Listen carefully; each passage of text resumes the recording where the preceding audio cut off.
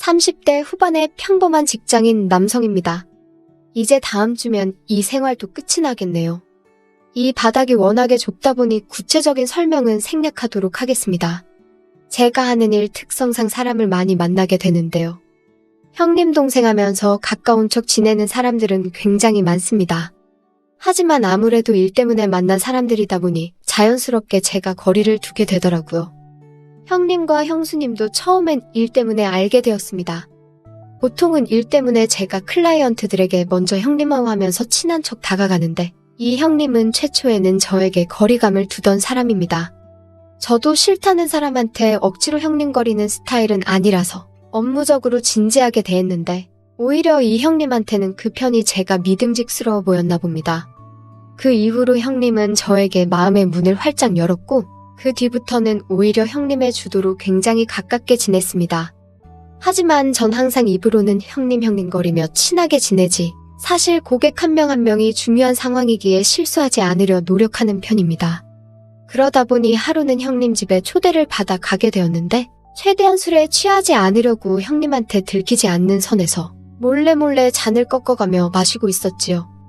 취한 모습 보이지 않는 게 제 철칙이었는데 형님이 먼저 저한테 그렇게 사무적으로 대할 필요 없다고 하는 걸 보니 제가 술을 빼고 있는 걸 이미 눈치챘던 것 같습니다. 그런데 오히려 형님이 일 외적으로도 정말 동생 삼고 싶어서 그러는 거고 그럴 생각 없으면 내 집에도 초대 안 했으니 집에서는 긴장을 풀어도 된다는 겁니다. 무슨 실수를 해도 술 먹고 일어난 일은 다 용서를 해주겠다 하는 거죠. 그래서 저도 그때부터 긴장 풀고 술을 마시기 시작했습니다. 그래도 술자리 시작은 같이 했는데 이미 형님은 저보다 벌써 소주를 2병이나 더 넘게 마신 상황이었고 결국 형님은 술을 이기지 못하고 소파에 기대서 잠에 들어버렸습니다. 난데없이 끝난 술자리에 당황스러웠습니다. 형님 잠들었다고 그 집에서 나가는 것도 예의가 아니라고 생각했지요. 특히 집에 고가의 물건들이 많았는데 혹시나 그게 없어지기라도 한다면 제가 독박 쓰는 거고 없어지는 게 없다 하더라도 아무거나 저한테 뒤집어 씌울 수도 있지 않겠나 하는 생각에 그냥 어쩔 줄도 모르고 그 집에 계속 있었습니다. 그런데 얼마 지나지 않아서 문 열리는 소리가 나더라고요. 형수님이 돌아오셨던 겁니다. 형수님은 말로만 들었었지 그동안은 한 번도 만난 적이 없는 사람이었습니다. 그런데 형수님 나이가 그렇게 어릴 거라고는 생각도 못했어요. 보리타분한 직장인 복장을 하고 있었는데 나이도 거의 제 또래로 보였고 화장이 조금 진한 것 같기는 했지만 오히려 그 편이 자기관리가 철저한 사람처럼 보이기도 했습니다. 형수님이 문을 열고 들어오는데 저는 소파에 얼어붙어서 그 장면을 지켜만 보고 있었지요. 피곤해 지친 의욕 없는 표정으로 형수님은 발을 접어 신발에서 발을 빼내고 있는데 일에 지쳐 있어서 그런 건지 소파에 난생 처음 보는 남자가 앉아 있었는지는 신경도 안 쓰는 듯 했습니다. 어떻게 해야 하나 하다가 그냥 인사를 먼저 하기로 하고 자리에서 일어나 문 앞으로 갔습니다. 처음 뵙겠습니다 하고 고개 숙여 인사하는데 형수님이 엄청난 목소리로 놀라더라고요. 당연히 기대도 못한 처음 보는 사람이 집안에 있고 방심하고 있는데 난데없이 큰 소리로 인사를 하니 얼마나 놀랐겠어요. 그런데 형수님은 깜짝 놀라면서도 제가 누군지 지금 무슨 상황이 궁금한 건지 그게 아니고 후다닥 신발장으로 나가서는 다시 신발을 신더라고요. 그때 조금 눈치를 채긴 했는데 저는 형수님이 신발을 다시 신는 걸 보고 제가 무슨 집에 무단으로 들어온 침입차라고 생각해서 집 밖으로 도망치려는 건가 싶어서 화들짝 놀라 현관문으로 형수님을 쫓아나갔습니다. 형수님은 허둥지둥 신발을 신고 있었는데 뒤꿈치까지 밀어넣는다고 어디 가지도 못하고 문 앞에서 낑낑거리고 있었어요. 그래서 형수님한테 오해하지 말라고 저 이상한 사람 아니고 형님이 지금 술에 만취해서 잠이 드셔서 오도 가도 못하게 된 상황이라는 걸 설명했습니다. 형수님은 설명을 듣고 상황을 이해한 것 같지만서도 저보고 계속 저쪽으로 가라고 하더라고요. 왜 그러는 건가 했습니다. 제가 이상한 사람이 아니라는 건 충분히 설명을 했을 텐데 왜 이렇게 저를 거부하는지 싶었는데 긴박한 상황이 끝나고 나니 그 이유를 알겠더라고요. 중문 안쪽으로 가득히 갇혀있는 시큼한 냄새가 바로 원인이었습니다. 부둣발로 영업일을 하고 다니던 형수님이었기에 그날따라 신발 안쪽으로 땀이 엄청나게 차서 발냄새가 심하게 나고 있던 상황이었던 것이지요. 형수님은 자기가 발냄새가 심하다는 건 이미 인지하고 있던 상황이었고 같이 사는 남편이 그 냄새를 맡는 건 아무 상관없지만 생판 남인데다가 처음 보는 저한테까지는 그 독하고 시큼한 발냄새를 들키고 싶지 않았던 겁니다. 그런데 제가 킁킁거리는 걸 보니 형수님 얼굴이 울상으로 바뀌더라고요. 아무튼 형수님과는 초반 첫 만남부터 그렇게 꼬이게 되어서 사실 형수님이 저를 썩 마음에 들어하던 상황은 아니었습니다. 다음날 아침에 형님이 형수님 오해도 풀어주고 아무 문제 없다고 했지만 솔직히 형수님이 거의 울기 직전에 얼굴로 볼따구가 시뻘개져서 오열을 하기 직전까지 만들었는데 제가 앞으로 형님 집에 초대받아 가기는 글렀다 싶었지요. 그렇게 시간이 어느 정도 흐른 뒤였습니다. 형님이 집으로 몇 번 불러주긴 했지만 제가 불편한 것도 있고 해서 다 거절을 했었지요. 그런데 결국 다시 형님 집으로 방문을 해야 할 일이 생기게 되었습니다. 형님한테 급하게 받아야 할 서류가 있었는데 형님이 그걸 집에다 두고 왔다고 하더라고요. 그런데 다시 가서 가져오자니 상황이 여의치가 않다고 마침 아내가 집에 있는 날이니 아내에게 말해놓을 테니 아내한테 가서 서류를 건네받으라고 하는 겁니다. 그 전에 형수님하고 첫 만남이 그런 게 껄끄러웠지만 이번에는 오래 머무는 것도 아니고 어쨌든 일 때문에 그러는 건데 제가 어떻게 거절을 할 수가 없더라고요. 그동안 집으로 초대할 때는 그냥 변변찮은 변명을 대면서 빼긴 했는데 이번 같은 경우에는 일 때문이라서 거절할 수가 없었습니다. 형수님 발냄새 때문에 못 간다고 말도 할 수 있던 상황이 아니었으니 그냥 하는 수 없이 다녀오기로 했지요. 문 앞에서 몇 번을 고민하다가 초인종을 눌렀습니다. 형님의 연락을 받은 형수님이 문 앞으로 나왔는데 저를 기억하고는 깜짝 놀라는 눈치더라고요.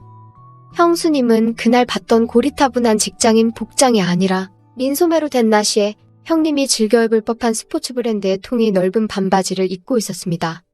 저도 모르게 시선이 형수님의 발 쪽으로 향했는데 발은 맨발이었어요. 형수님이 저를 보고는 당황해서는 어쩔 줄을 모르더라고요. 서류만 건네주면 되는 상황인데 왜 저러나 싶었어요. 저를 문 앞에 세워놓고 벌 주는 것도 아닌데 문 앞에서 기다리라면서 계속 시간을 끌더라고요. 자세히 귀 기울여 들어보니 형님한테 전화를 걸고 있는 것 같았습니다. 형님은 일 때문에 바쁘다 했으니 전화를 받을 수 있는 상황이 아닌 것처럼 보였습니다.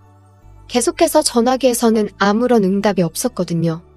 결국 형수님이 문 앞으로 고개를 빼꼼 빼더니 드려야 하는 서류가 대체 뭐냐고 자기는 도무지 봐도 모르겠다고 하고서는 저보고 서류를 알아서 찾아서 가져가라고 현관문을 그제서야 열어주더라고요. 문틈으로 급하게 봐서 자세히는 못 봤는데 집에서 편하게 입고 있는 복장을 봤는데 형수님이 평소에도 관리를 엄청 열심히 하고 있다는 걸 딱 봐도 알겠더라고요. 서 있는 자세를 봐도 요가 같은 걸 하는지 등이 곧게 뻗어 있고 뒤로 틀어묶은 머리로 보이는 목선과 어깨로 떨어지는 곡선을 봐도 평소에도 자기 겉모습에 엄청 신경을 쓰는 사람이라는 걸 알겠더라고요. 아무튼 저는 서류를 가지러 왔으니 서류를 챙기러 형님의 서재로 들어갔습니다. 형수님이 못 찾을 법한 게 업무 관련해서 서류가 이것저것 형님 책상 위에 널브러져 있더라고요. 제가 필요한 서류만 챙겨서 서재를 빠져나오니 형수님이 저를 보고 살짝 미안한 표정을 지으면서 기다리고 있었어요. 괜히 눈치도 보이고 하니 형수님한테 고개 숙여서 그때 죄송했다고 사과를 하고 볼일 다 봤으니 이만 가보겠다 하고 현관문 쪽으로 몸을 돌렸습니다. 그런데 형수님이 저를 불러 세우더라고요. 오해도 풀 겸 방금 밖에서 벌썩에 가만 세워둔 거 사과도 할 겸해서 뭐 차라도 하나 내줄 테니 그거라도 마시고 가라고 하는 거예요. 그래도 제 앞에서 그러고 있기에는 민망했는지 어느샌가 옷으로 꽁꽁 싸매고 밖으로 나왔습니다. 생각한 것과는 다르게 저를 그렇게 어렵게 대하지는 않아서 한시름 놓이더군요. 형수님도 형님 마냥 솔직하고 좋은 사람이었습니다. 물론 실례란 걸 알기에 그날 발냄새에 대해서는 언급조차 하지 않았습니다. 그렇게 인연을 이어오던 가운데 시간이 지난 어느 날 형님에게서 전화가 왔습니다. 형님은 자기 사업을 해외에 크게 한번 확장을 해보고 싶다고 했어요. 마침 해외에 친한 친구가 오래전에 이민을 가서 살고 있다고 그쪽 상황은 어떤지 답사 좀 다녀오겠다고 하더군요. 그 와중에 저랑 진행하고 있던 프로젝트도 하나 있었는데 해외에 사업을 한다고 해도 그걸 접을 생각은 없으니 일단은 필요한 대로 알아서 제가 맡아서 하고 있으라 했습니다. 한 가지 더 부탁하기를 자기가 없는 동안 그래도 너무 남이라 생각하지 말고 형수님이 나이차도 있고 해서 외로움을 많이 타는 사람이라고 근근히 들러서 안부도 묻고 관심 좀 가져달라 부탁을 하더군요.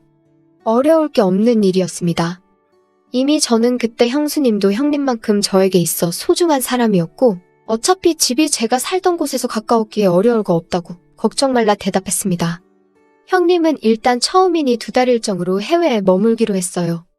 처음 며칠간은 국제전화로 전화를 했는데 제가 형수님을 중간중간 찾아가 보겠다 했지만 솔직히 형님도 없는데 형수님만 있는 집에 불쑥 저 혼자 찾아가기도 뭐하고 특별히 무슨 일이 있거나 형님이 직접 부탁할 때까지는 제가 먼저 찾아가지는 않았습니다. 오히려 제가 나서서 그러면 이상한 오해를 받을 수도 있고 오지랖이지 않겠나 하는 생각이 들었지요. 그러다 그렇게 형님이 해외로 떠난 지 한 달쯤 되었을 때였습니다. 형님한테 전화가 와서 아내가 많이 아픈 것 같은데 혹시 응급실에 좀 데려다 줄 수 있느냐는 급한 연락을 받게 되었습니다. 새벽이었지만 형님 목소리도 다급해 보였고 저도 걱정이 되었기에 그 길로 바로 형수님을 찾아가 병원에 데려갔습니다. 병원에서 밤을 새고 나서 이제 집에 가도 좋다는 말을 듣고야 형수님을 모시고 집으로 돌아오게 되었지요. 형수님이 전날에 뭘 잘못 먹어서 배탈이 심하게 나버린 것이었어요. 단순한 배탈이라 다행이긴 했지만 아마 며칠 동안은 계속 안 좋을 거라고 하더라고요. 형수님은 지칠 대로 지쳐서 방 안에 들어오자마자 쓰러지듯 잠이 들었습니다. 무방비 상태의 모습을 2번이나 보긴 했지만 항상 무방비인 상태를 보여주지 않으려고 노력하던 형수님이었는데 얼마나 지쳤으면 그냥 저렇게 쓰러져 잘까 싶었지요. 저도 그만 돌아가 볼까 했는데 새벽에 잠도 제대로 못 자고 병원에서도 정신없이 있었어서 그런가? 잠이 도무지 오질 않더라고요. 식사도 안 했어서 배도 살짝 고팠고요. 그러다 형수님 일어나면 뭐라도 먹을 게 있는 게 좋지 않을까 싶어서 죽이라도 끓여놓을까 싶었습니다. 그런데 형수님이 형님 없는 동안 식사는 제대로 하고 있는 건지 나가서 사 먹고 있는 건지 냉장고를 열어보니 아무것도 없더라고요. 해놓을 것도 없고 저도 지치고 해서 그냥 잠깐 눈 좀 붙이고 나서 나가서 죽이라도 한 그릇 사와야겠다 하고 쉬기로 했습니다. 굉장히 허기가 지던 상황이었어서 냉장고에 우유가 보이길래 그걸 벌컥벌컥 마셨는데 그게 화근이 될 줄은 생각도 못했습니다. 한참 소파에 기대 누워서 자고 있는데 형수님이 정신을 차렸는지 거실로 나와 저를 깨우더라고요. 피곤할 텐데 고생했다며 지금은 좀 괜찮아진 것 같다고 고맙다고 이야기를 하는 거예요. 얼굴에 생기는 없어 보였지만 형수님은 여전히 이쁘더라고요. 지쳐서 몸을 가누지도 못해 제 근처에 가까이 얼굴을 대고 이야기하는데 너무 가까이 있어서 떨리기 시작했습니다. 저도 모르게 긴장을 하고 있는데 배에서 갑자기 안 좋은 느낌이 나더라고요. 제가 깔끔 떠는 성격은 아니지만 성격상 집이 아닌 곳에서는 일을 잘 보지 못하는 편인데 그 순간만큼은 참을 수가 없더라고요. 그래서 형수님한테 더는 못 참겠어서 그런데 실례지만 화장실 좀 쓰겠다고 하고 후다닥 일을 보고 나왔습니다. 형수님이 걱정하듯 쳐다보다가 혹시 냉장고에 있던 우유를 마신 거냐 묻더라고요. 그걸 버린다는 걸 깜빡했다고. 자기도 그 우유가 상한지도 모르고 마셔서 이렇게 된 것 같다고 하는 거예요. 다행히 저는 조금밖에 마시지 않아서 크게 탈이 나지 않았는데 한동안 집에 먹을 게 없어서 그 우유를 몇 끼에 걸쳐서 먹은 형수님은 탈이 나고 말았던 겁니다. 아무튼 저는 다행히 병원 신세를 질 만큼까지는 아니었는데 형수님이 이제 우리 쌤쌤이라고 하면서 웃더라고요. 제가 그때 발냄새 맡은 거나 배탈이 나서 우리 집에서 일을 보고 나온 저나 이제 서로 비슷하게 하나씩 한 건 한 거 아니냐고요. 어느덧 2살임은 이런저런 이야기를 주고받고 있었고 상황이 많이 호전된 형수님이나 저나 그 분위기를 맨정신으로 이어나가기는 힘들었나 봅니다. 그래서 형님이 애지중지하던 양주를 찬장에서 꺼내와서 서로 술을 한두 잔씩 걸치며 이야기를 이어나갔지요. 돈도 잘 벌면서 무슨 돈을 그렇게 더 벌고 싶어서 해외까지 2달이나 나가 있는 거냐며. 형수님은 자기가 이러는 게 잘못하는 게 아니고 아직도 젊은 아내인 자기를 두고 2달이나 독수공방을 시킨 형님 탓이나 마찬가지라고 하면서 기왕 우리 둘이 서로에게 못 볼 모습 보인 김에 아예 우리 둘 사이는 아무런 비밀 없이 허물없이 지내보면 어떻겠냐는 제안을 해오더군요. 평소에 신세지고 정말 저희 형님이나 마찬가지라고 생각했던 사람이지만 술 기운이었나 아니면 화기애애한 분위기 때문이었나 그 선을 넘는 데까지 결정을 내리는 데는 5분도 채 걸리지 않았습니다. 그만큼 형수님의 미모는 대단했고 유혹은 이겨내기 힘들었기 때문이었지요. 밤 공기에 차가워진 형수님의 머리카락이 제 어깨에 가까이 닿아 있었습니다. 형님이 오려면 한 달이라는 시간이 더 남았으니 그 시간 동안은 그냥 현실에 충실한 게 어떻겠냐는 형수님의 제안에 저도 모르게 그러자고 대답을 하고 말았습니다. 그러고부터는 아예 저는 형님 집에서 출퇴근을 하게 되었지요. 형님이 형수님은 잘 지내냐는 연락을 걸어왔을 때 저는 대담하게 안 그래도 형수님하고 같이 있다고 목소리 한번 들어보겠냐고 말하고는 형수님을 전화기에 바꿔줬습니다. 형님은 오히려 자기가 그냥 지나가면서 한 부탁인데 이렇게 잘 들어준다며 한국에 돌아오면 자기가 거하게 한턱 쏘겠다고 고맙다고 하더라고요. 형님이 형수님을 잘 부탁한다고 하지 않았느냐고 저한테는 그게 어려운 일이 아니었다고 대답했더니 형님이 자기가 외국에 있지만 제가 한국에 있어서 너무 의지가 된다고 하시더군요. 그렇게 원래는 형님이 지난달에 귀국을 했어야 했지만 사업차 답사나간 게 볼게 더 있는 것 같다고 해서 30일을 더 연장하게 되었습니다. 그리고 이제 형님이 귀국할 날이 머지않은 상황이네요. 형수님은 그동안 형님하고 결혼 후에 부부 사이로 같이 했던 수보다 요 2달도 안 되는 사이에 저와 함께한 시간이 훨씬 더 많다고 아쉽다고 하더군요. 형님이 아예 해외에서 하는 사업이 잘 되어서 한동안 해외를 오며 가며 했으면 좋겠다고 합니다. 제가 형님의 신뢰를 저버린 건 알고 있습니다. 욕먹어 마땅한 일이지요. 다음 주면 형님이 돌아오는데 저는 그 짧은 시간 동안에 형수님에게 진심이 되어버린 것 같습니다. 형수님은 형님이 돌아오면 다시 원래의 인생으로 돌아가겠다며 아쉬워하긴 하지만 이젠 제가 더는 멈출 수가 없을 것 같네요. 앞으로가 기대가 되기도 하고 걱정도 되기도 합니다.